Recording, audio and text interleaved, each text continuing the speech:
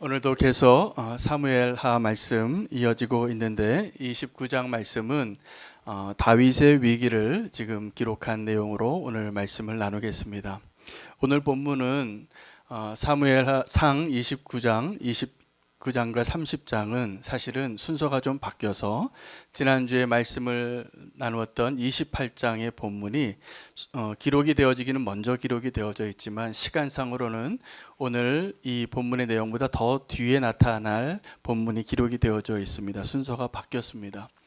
그런데 바뀌어도 전혀 무관합니다. 왜냐하면 하나님께서는 지금 저 여러분에게 이 다윗의 위기와 사울의 위기를 함께 말씀하고 계시기 때문에 그렇습니다. 그래서 카메라의 앵글이 다윗을 한번 비췄다가 사울을 한번 비췄다가 다시 다윗을 비치고 있는 것이 번갈아 가는 것이기 때문에 며칠간의 차이가 있습니다. 그 장소가 바뀌었는데 그것이 중요하지 않고 우리에게 중요한 것은 하나님께서 우리에게 간섭하시고 역사하실 때 우리 안에도 역사하시고 지금 그 상대편에도 지금 전쟁을 하고 있는데 다윗과 사울이 지금 다른 상대편에서 전쟁을 두고 있는데 그 위기를 겪고 있을 때 하나님께서 양쪽에서 다 일하고 있다라는 것을 이 역사가 기록하고 있는 것입니다. 그래서 우리가 꼭 기억할 것은 하나님께서 우리 가운데 역사하실 때 동일하게 원수 가운데도 역사하고 계심을 믿으시기 바랍니다.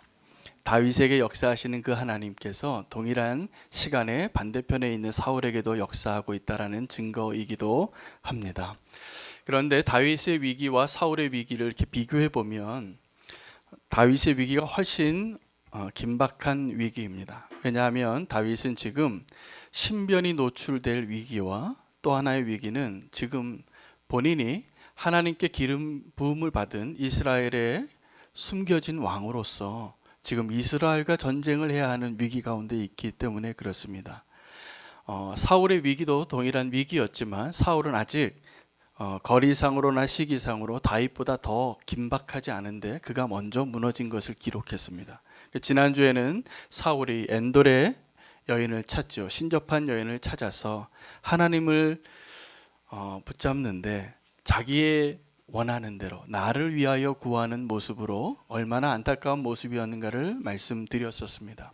오늘 다윗은 적군의 스파이 같이 들어가서 살고 있은 지 1년 4개월이죠. 자기의 신분을 위장하고 정말 아기스의 부하가 된 것처럼 그렇게 살고 있는데 아기스의 신임은 얻었지만 모든 블레셋 사람들의 신임을 얻은 것 같지는 않습니다. 이제 전쟁을 하러 이 블레셋 군대가 다 모여서 연합군대였는데 그때 당시에 블레셋은 5도시로 구성되어져 있는 연합군이었습니다. 그래서 그 방백들이 다 하나씩 차지하고 있는 독립된 봉군과 같이 독립된 그 리더십에 의해서 연합된 군대를 모았습니다. 모아서 이스라엘과 전쟁을 하게 되는데 다윗은 지금 어떻게 전쟁에 참여하고 있냐 하면 아기스의 뒤에 줄 서 있더라고요.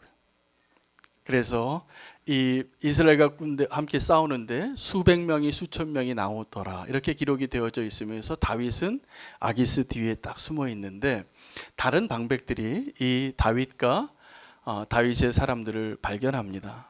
적지 않은 숫자였습니다. 600명이었기 때문에 적어도 한 중대 한 대대 정도는 되는 병력이지 않았을까. 그래서 함께 모이는데 수백 명 수천 명이 모이는데 다윗이 숨어 있는 것을 다른 방백들이 보고 이 히브리 사람들이 지금 왜 여기 있느냐, 지금 우리가 이스라엘과 싸우러 가는데 이 이스라엘 군대가 우리 편에 있는 것이 말이 되느냐라고 항의를 합니다. 항의를 하는데 이 아기스가 이 방백들에게 전심을 다해서 변호합니다. 이 다윗과 다윗의 사람들이 망명해서 지금까지 여러 해 여러 날을 함께 지냈는데 내가 그 사람들에게 허물을 하나도 발견하지 못했다. 우리 사람 다 됐다. 염려하지 말라. 그렇게 설득을 하는데 이 다른 사람들이 설득되지 않습니다. 믿지 않습니다. 근데 믿지 않은 이유가 있는데 한 노래를 소개해요. 그 노래가 이 노래입니다. 이 노래는 원래 이스라엘 사람들이 백성들이 부르던 노래였습니다. 여인들이 춤추며 불렀던 노래예요. 왜? 다윗이 사울의 군대 장관으로 돼서 나가서 놀라운 승리를 하고 돌아왔기 때문에 사람들이 불렀던 노래입니다. 이렇게 불렀습니다. 사울은 천천히요, 다윗은 만만이라. 아주 운율도 맞고 비교도 되고 너무나 쉬운 노래인데, 이 노래가 다윗의 인생 가운데 여러 번 운명을 가르는 노래가 됐습니다. 사실은 다윗을 칭찬하는 노래였는데, 이 노래 때문에 사울은 다윗을 의심하기 시작합니다. 다윗을 두려워하기 시작합니다. 야, 저 다윗이, 나는 천천히고 다윗이 만만이면 이제 남은 것은 내 자리밖에 없다, 이렇게 생각하게 되고 다윗을 의심하는 왕이 되어집니다. 이 노래가 다윗을 아주 기쁘게 하고 다윗을 높여주는 찬양이었지만 결국은 어떻게 됐습니까? 다윗을 불행하게 했어요. 오늘 이 노래가 또 한 번 다윗의 운명을 가릅니다. 이 노래가, 여러분, 노래의 힘이 대단합니다. 노래는 국경을 넘고 시대를 넘습니다. 며칠 전에 어떤 그 노래를 하나 들었는데 그 노래가 찬양이 아니었어요. 그런데 밤에 그 노래를 좀 들었는데 며칠이 그 노래가 생각이 나는 거예요. 찬양이 생각나야 되는데 목사가 찬양이 아니라 딴 노래가 이렇게 자꾸 기억에 나는 거예요. 옛날에 들었던 찬양이 아니라 가요였어요. 그런데 그 가요가 자꾸 생각이 나는 거예요. 노래의 힘이 대단합니다. 여러분, 이 블레셋 사람들이, 이스라엘 사람들이 불렀던 그 노래가 흘러 들어와서 국경을 넘어서 그 블레셋 사람들이 이렇게 얘기하는 거예요. 이 다윗이 바로 사울은 천천히요 다윗은 만만이라고 하는 그 노래의 주인공 아니냐. 그가 지금 우리와 함께 전쟁에 나갔다가 갑자기 뒤돌아서면 이 사람이 보통 용사가 아닌데 우리 큰일 난다. 그래서 방백들이 아기스가 아무리 변호를 해도 다윗과 함께 갈 수 없다라고 결론을 내립니다.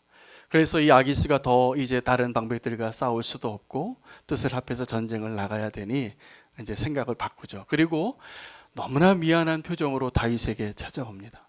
다윗에게 찾아와서, 다윗, 내가 너를 아는데 너는 정말 충신이다. 나는 너를 신뢰하는데 다른 사람들이 안 믿는다. 그러니까 정말 미안한데 이번 전쟁에는 좀 빠져주기를 바란다. 이렇게 얘기하니까 다윗이 뭐라고 얘기하냐면, 아니 왕이시여, 당신 지금 나를 의심합니까? 내가 여태까지 어떻게 했는지 아시지 않습니까? 나는 정말 당신을 위해서 목숨을 내줄 수 있는 당신의 신하입니다 라고 얘기를 하면서 억울해해요. 왜 나로 하여금 싸움이 못 나가게 합니까? 내 잘못이 무엇입니까? 이 부분을 묵상하다가 오늘 설교의 제목이 나왔습니다. 다윗이 연기가 대단해요. 이 포커페이스예요. 지금 말로는 내가 왜 왕과 함께 전쟁에 나가지 못합니까? 나를 못 믿습니까? 라고 말하고 있지만 사실은 속으로는 다윗이 쾌재를 부른 거예요. 역시 하나님 살아계시는구나. 내가 지금 위기에 빠졌는데 내 위기의 상황 가운데 개입하신 하나님이 정말 계시는구나. 마지막 순간에 지금 다윗은 이 아기스의 등 뒤에 숨어서 내 신분이 발각될까? 아니면 내가 정말 이스라엘과 싸워야 되는가? 마지막까지 어떻게 내가 선택할 수 없는 정말 꽉 막힌 그 상황 가운데 어쩔 수 없이 그 줄에 서 있었는데 하나님이 다윗을 건지시는 거예요. 전혀 다른 사람들의 의견이, 다른 방백들이 나를 못 믿는 바람에 그 노래가 나를 여러 번 내 운명을 좌지우지했었는데 또다시 한번 그 노래 때문에 내가 사는구나. 하나님이 도우시는구나. 그리고 이 다윗은 말하지 못하는, 말할 수 없었지만 지금 기뻐할 수도 없는 표정으로 기뻐하고 있다는 사실입니다. 오늘 우리가 발견할 메시지가 여기에 있습니다. 우리가 정말 하나님을 신뢰하면 하나님께서 저와 여러분을 도우실 줄 믿으시기 바랍니다. 마지막 순간에 하나님이 도우십니다. 여러분, 이 다윗이 사실은 여러 번 오해를 받습니다. 여러분, 그 노래 때문에 사울이 다윗을 오해한 것 아닙니까? 사실은 사울에게 있어서 가장 충성된 신하, 정말 충신이 누구냐면 다윗이었어요. 다윗은 사울을 죽일 생각이 손톱만큼도 없었던 사람이에요. 그런데 사울이 다윗을 의심하기 시작해요. 이 노래 때문에. 자, 다윗이 사울에게 누구입니까? 충신이에요. 그런데 사울은 다윗을 대적으로 생각해요. 지금 아기스도 다윗을 오해하고 있습니다. 아기스는 다윗을 정말 믿었어요. 철떡같이 믿었어요. 이 사람이 내 사람이다. 충신이다. 그런데 사실은 다윗이 어떤 사람입니까? 천만에요. 다윗은 아기스의 신하가 아니에요. 하나님을 경외하는 자로 이스라엘의 왕으로 마지막에 지금 잠깐 위험해서 사울의 눈을 피해서 여기 와 있지만 다윗의 마음에는 하나님을 버린 적이 없어요. 아기스의 신하가 맞습니까? 아니에요. 다른 방백들이 제대로 봤어요. 그러나 아기스는 이 다윗을 오해합니다. 여러분, 우리가 싸움을 하는데 정말 내 대적이 누구인지를 아는 게 진짜 싸움이에요. 우리 그리스도인들이 싸워야 할 싸움이 있습니다. 어떤 싸움이냐 하면 밖에 나가서 피켓 들고 싸우는 것이 아니고 누가 나에게 억울한 일을 했다고 나도 또다시 주먹을 쥐고 싸우는 그 싸움이 아니라 진짜 원수를 분별하는 싸움을 하셔야 합니다. 여러분, 그리스도인이 그 싸움에서 이기면 어디에 나가든지 승리하는데 진짜 원수가 딴 데 있지 않아요.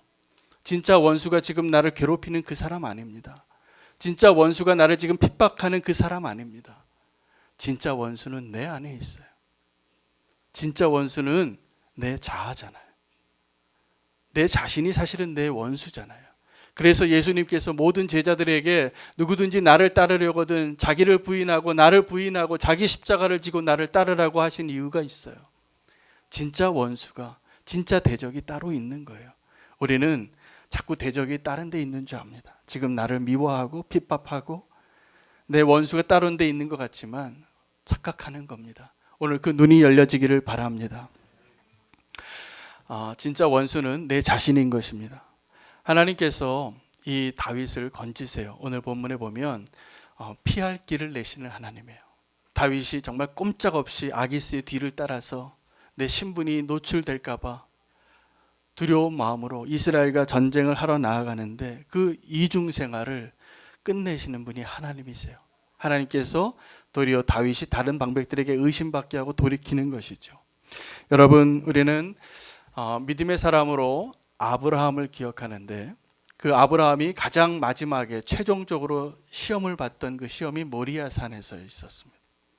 아들을 기다리는데도 25년이 걸렸지만 그 아들이 이제 장성해서 10대가 됐는데 그 아들을 다시 내놓으라고 하니까 아브라함이 순종합니다.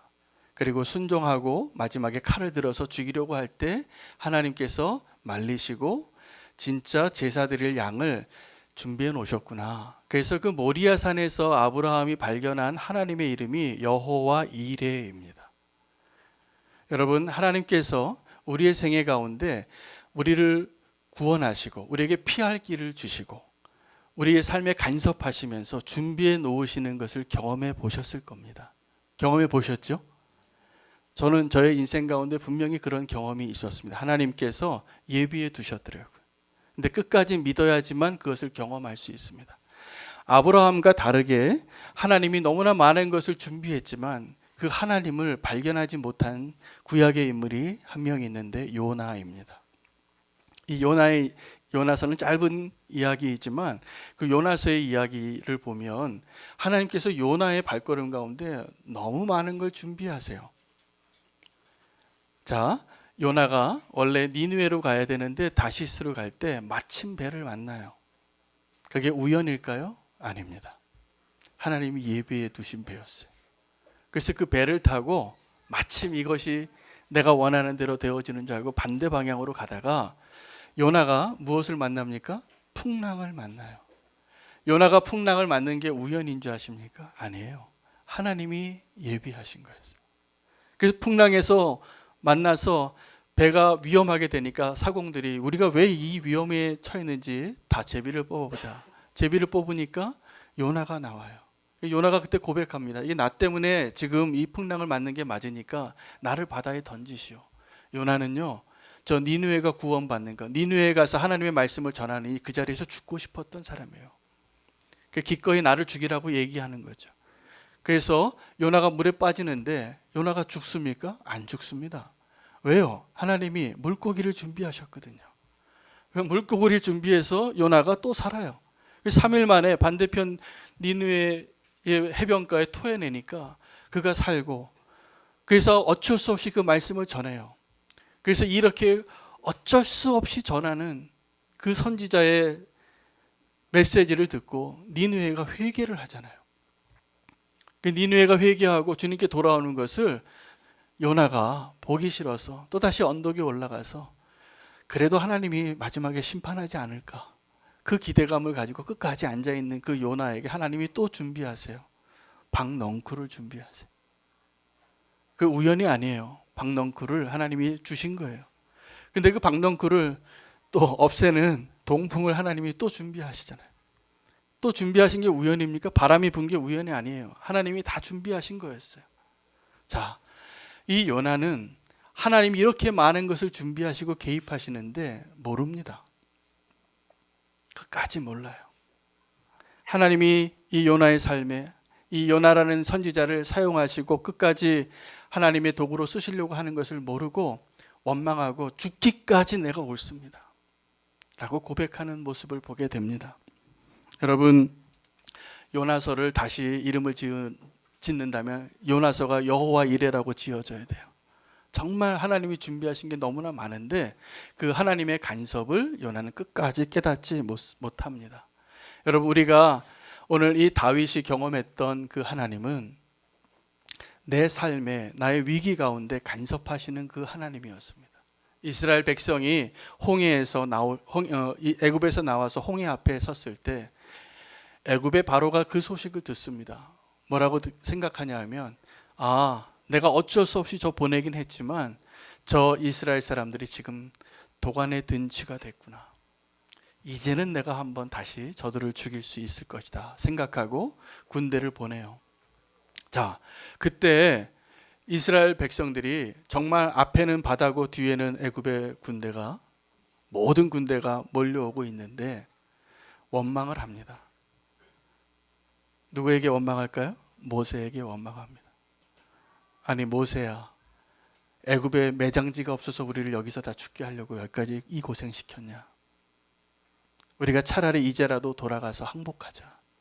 그러면 살 수 있으리라. 이렇게 원망할 때 모세가 하나님께 기도합니다. 하나님 도와주세요.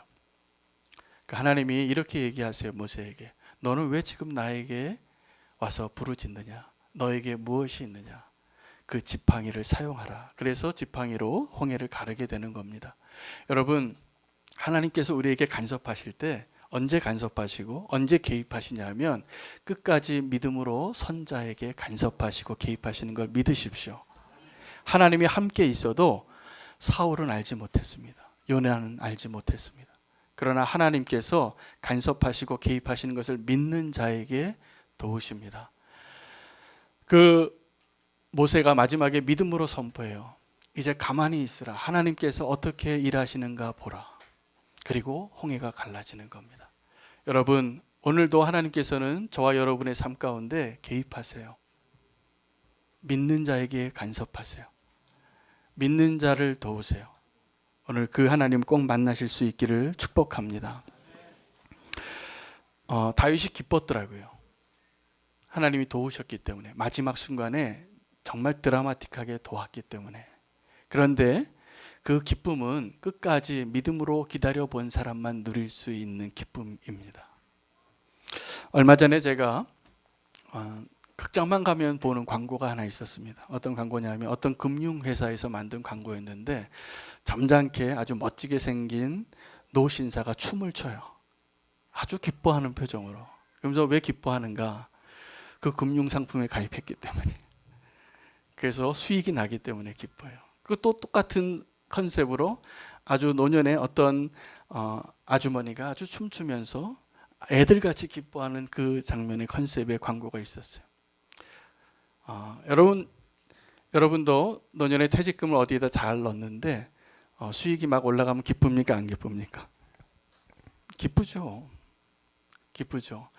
제 장인어른이 평생에 이제 노년에 이제 돌아가셨는데 마지막 1년을 그 암 투병하시면서 저희 집에서 지내셨어요. 그때 제 아내와 저에게 언제 가장 행복했는가를 평생을 회상하시면서 하신 이야기가 있어요. 처음 집을 샀을 때 그렇게 기쁘시더래요. 여러분 다 처음 집 사보신 분 아시잖아요. 이렇게 전세 사시다가 새빵 살다가 처음 내 집이 생기면 그렇게 기쁩니다. 내 평생에 언제 제일 기쁘냐고 두 가지를 얘기하시는데 첫 번째 기쁨이 첫 번째 집 샀을 때를 이렇게 기뻐하셨다고 고백을 하시더라고요. 또 하나 기쁜 이야기가 어떤 거냐면 제 아내가 첫째 딸인데 책상을 하나 사준 날이 있었답니다. 그렇게 어렵게 사시다가 책상 하나를 샀는데 그 무거운 책상을 그 인천에 사셨는데 그 독쟁이에서 저쪽 인하대학교를 다 건너서 한 3, 4km가 돼요. 근데 이 거리를 그 책상을 메고 오신 거예요. 요즘 같은 용달 배달시켜야 되는데 배달 안 시키고 이 책상을 이고 오셨대요. 그리고 그때 첫째 딸에게 책상 사준 날이 그렇게 기쁘셨대요. 그 얘기를 돌아가시기 전에 하시는 거예요. 내가 그날이 너무 기뻤다. 여러분 오늘 내 평생에 언제가 가장 기뻤는지 한번 생각해 보세요. 그런 날이 있을 겁니다. 언젠가 하나님께서 내 기도에 응답하신 날이 있어요. 소중한 날이에요. 기쁩니다. 그런데 오늘 우리가 기뻐해야 할 이유를 다시 한번 잘 생각하시고 오늘 이 다윗이 누렸던 기쁨을 함께 누릴 수 있기를 축복합니다. 다윗이 기쁨의 사람이었습니다. 다윗이 평생에 가장 기뻤던 장면이 하나 있는데 하나님의 언약궤가 다윗성에 들어올 때였습니다. 그때 너무나 기뻐서 바지가 다 흘러내렸는데 몰랐어요. 춤추면서 아마 그 금융회사의 그 광고의 컨셉이 다윗의 춤에서 나왔을지도 모르겠어요. 막 바지가 흘러내릴 정도로 추시더라고요. 근데 다윗이 정말 기뻤습니다. 왜요? 하나님의 언약궤가 내 집에 들어오는 거예요. 자, 그런데 저는 오늘 이 본문에서 다윗이 그때는 바지가 흘러내릴 수 있을 정도로도 춤을 출 수 있으면서 기뻐했는데 정말 오늘 다윗의 기쁨을 말씀해 주시더라고요. 정말 기쁨은 어떤 것이냐면 지금 나는 포커페이스로 내 신분이 노출될까 봐 말도 할 수 없지만 말로 표현할 수 없지만 분명히 하나님이 나와 함께 하심을 경험할 때 누리는 기쁨이 있습니다. 여러분 성도가 이 땅에서 살아갈 때 우리가 누려야 할 진짜 기쁨이 이 기쁨입니다. 여러분 천국의 이야기를 예수님께서 이렇게 이야기하세요. 천국은 마치 밭에 숨겨놓은 보화를 발견한 자와 같으니. 여러분 우리의 기쁨이 때로는 첫 번째 집을 사고 첫 번째 딸에게 책상 사줄 때가 가장 기쁠 것 같아요. 맞습니다. 그거 기쁩니다. 우리가 다 그 기쁨의 기억을 가지고 여태까지 살아오셨을 겁니다. 그런데 정말 기쁨은 우리가 정말 놓치지 말아야 할 기쁨은 천국을 발견했을 때 그 기쁨을 누리는 거예요. 여러분 그 기쁨은 이런 거죠. 그 천국 어떤 밭에 보화가 있는 걸 나만 알아요. 이런 횡재가 어디 있습니까? 근데 그 사실을 아는 사람의 기쁨을 한번 상상해 보세요. 너무 기쁘지 않습니까? 내가 이제 팔자를 다 펼 수 있는 정말 그 보화를 엄청난 보화를 나만 알아요. 기쁠까요? 안 기쁠까요? 엄청 기쁘죠. 근데 그 기쁨을 더 누릴 수 있는 것은 빨리 그 밭을 사야 되는 거예요. 그런데 그 밭을 살려면 내 모든 소유를 다 팔아야지만 그 밭을 살 수 있어요. 그래서 그 사람이 언제 더 기쁘냐 하면 자기의 소유를 다 팔아서 그 밭을 살 때 더 기뻤더라. 이게 천국의 비유예요. 자, 그러면 저와 여러분이 오늘 이 땅에서 살아갈 때 무엇으로 더 기뻐해야 할까요? 그 천국을 발견하고 천국을 위해서 나의 모든 소유를 다 팔아서 그 밭을 샀을 때가 기쁜 것입니다. 여러분, 우리의 기쁨이 여러 가지 있을 수 있어요. 성공할 때 기쁘고 하나님 내 기도에 응답했을 때 기쁘고.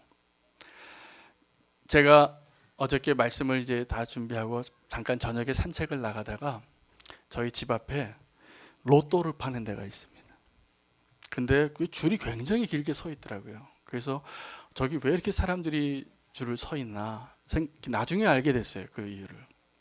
그 집이 1등이 당첨된 집이에요. 근데 또 하나 이유가 있는데 로또를 숫자를 발표하는 시간을 제가 몰랐어요. 한 번도 안 사봤기 때문에. 그런데 나중에 알게 됐는데 토요일 날 저녁 8시에 발표한대요. 그러니까 그분들이 토요일 날 8시에 발표하기 전에 사려고 줄 서 있는 거였더라고요. 근데 그 자리에 이렇게 서 있는 분들을 보니까 정말 서민의 꿈이 여기 있구나. 이전에는 주택 복권이 있었습니다. 그죠? 집을 하나 장만하는 게 꿈이어서 이 복권 하나 당첨되면 집 하나 사는 게 꿈이었어요. 그래서 복권도 주택 복권이었는데 요즘은 스포츠, 로또 다양한 이름으로 불려지기도 합니다. 그런데 여러분, 진짜 기쁨은요, 내가 그런 복권에 당첨되면 기쁘죠? 안 기쁘세요? 저 기쁠 것 같아요. 당첨되면. 그죠? 수사님? 네, 기쁘잖아요.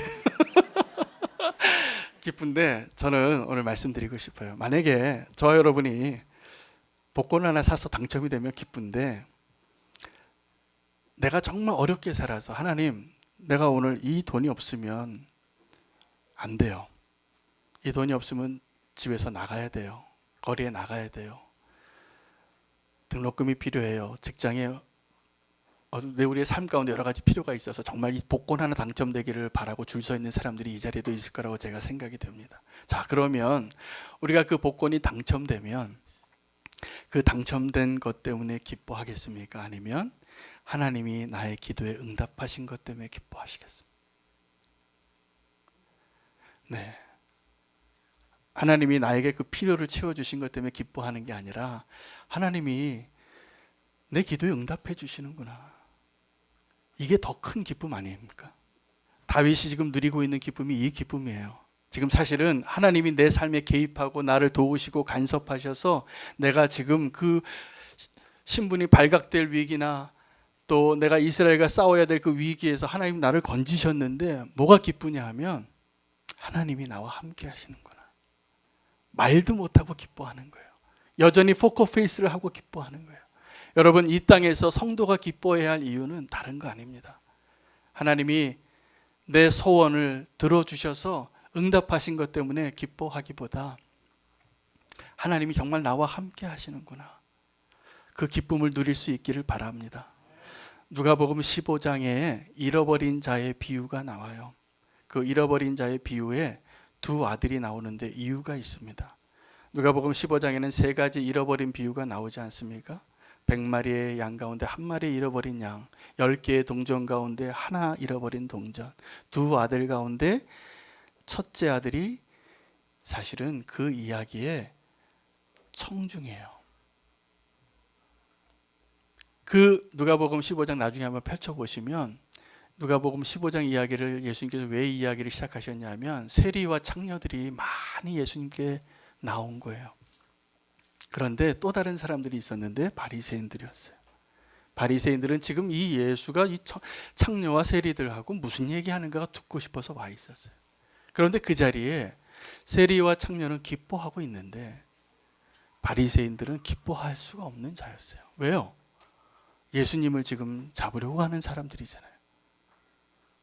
하나님의 말씀을 지금 흠잡으려고 생각하기 때문에 기쁨을 누리지 못하는 자들이었어요. 여러분, 천국의 소망은 하나님과 함께 기뻐할 수 있는 자가 되는 겁니다. 오늘 다윗은 말로 표현하지 못하지만 나와 함께 하시는 하나님 때문에 기뻐하는 자로 살고 있음을 기억하십시오. 오늘 우리가 이 자리에서 하나님이 내 기도에 응답해 주셨건 안 해 주셨건 사실은 지금도 내가 소망으로 바라볼 수 있는 이유는 하나님이 저와 여러분을 지금 사랑하고 계시기 때문입니다. 아멘. 그 하나님을 기억하십시오. 그래서 그 하나님이 나와 함께 하시는 것으로 기뻐하면 끝까지 믿음으로 살게 합니다. 여러분, 우리의 기쁨은 내 뜻을 이루고 내 소원이 이루어지는 것이 기쁜 것이 아니라 아버지의 뜻을 이루는 것이 기뻐야 합니다. 내 아버지의 뜻이 이루어지는 것이 바로 믿음으로 사는 거예요. 믿음이 없이는 하나님을 기쁘게 할 수 없습니다. 그 기쁨으로 지금 나와 함께 하시고 이미 내 삶 가운데 개입하셔서 도우셨던 그 하나님을 기억하시기 바랍니다. 끝까지 믿음으로 경주하시면 하나님께서 저와 여러분과 함께 하심을 더 확신하는 가운데 다윗의 그 기쁨을 누리게 될 것이라 믿습니다. 말할 수 없는 자의 기쁨으로 사는 저와 여러분 되기를 축복합니다. 우리 이 시간에 기도할 때는 통성으로 기도하겠습니다. 오늘 말씀을 붙잡으시고 오늘 성찬으로 이어질 텐데 오늘 성찬 가운데 하나님께서 예수 그리스도의 십자가의 은혜를 주시고 오늘 말씀의 은혜를 다시 한번 저에게 허락하여 주시옵소서. 주의 이름 부르고 통성으로 기도하겠습니다.